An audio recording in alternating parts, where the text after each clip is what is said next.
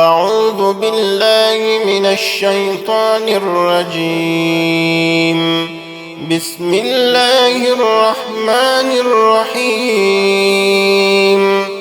الرحمن علم القرآن خلق الإنسان علمه البيان. الشمس والقمر بحسبان والنجم والشجر يسجدان. والسماء رفعها ووضع الميزان ألا تطغوا في الميزان وأقيموا الوزن بالقسط ولا تخسروا الميزان. والأرض وضعها للأنام فيها فاكهة والنخل ذات الأكمام والحب ذو العصف والريحان فبأي آلاء ربكما تكذبان.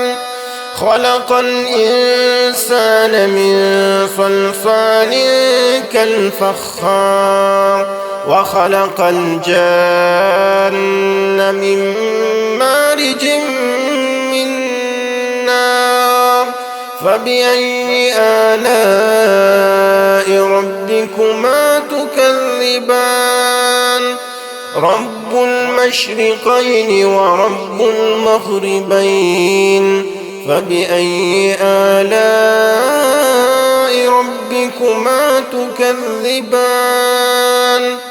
مرج البحرين يلتقيان بينهما برزخ لا يبغيان فبأي آلاء ربكما تكذبان. يخرج منهما اللؤلؤ والمرجان فبأي آلاء ربكما تكذبان.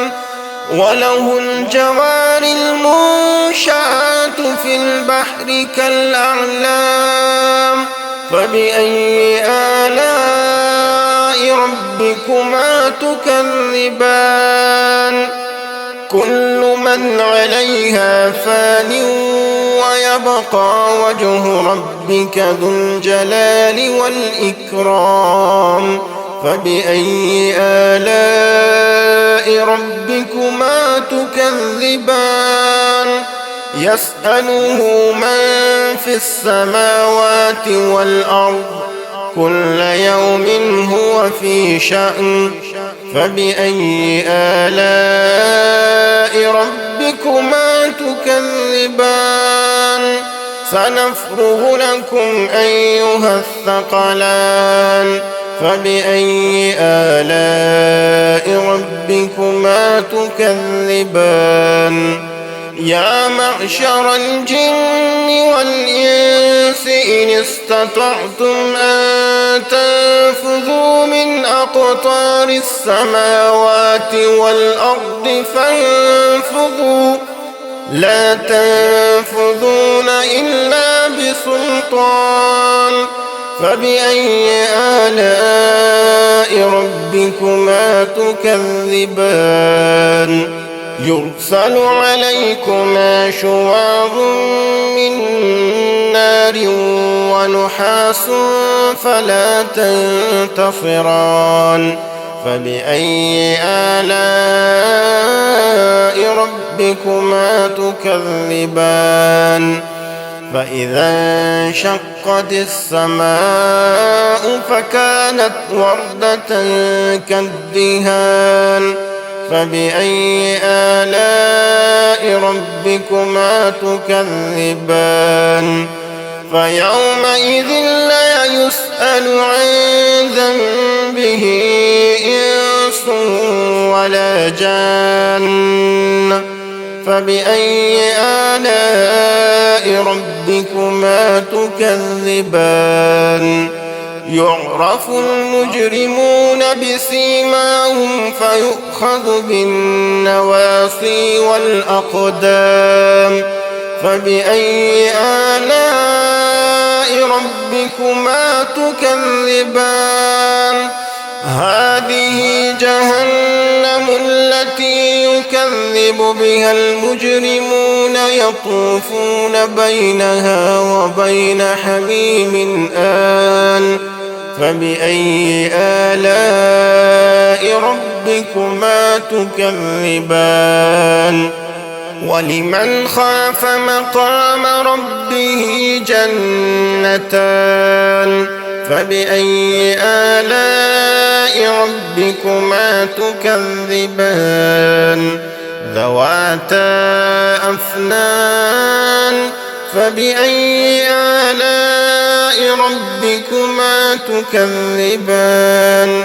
فيهما عينان تجريان فبأي آلاء ربكما تكذبان فيهما من كل فاكهة زوجان فبأي آلاء ربكما تكذبان متكئين على فرش بطائنها من استبرق وجنى الجنتين دان فبأي آلاء ربكما تكذبان فيهن قاصرات الطرف لم يطمثهن إنس قبلهم ولا جان فبأي آلاء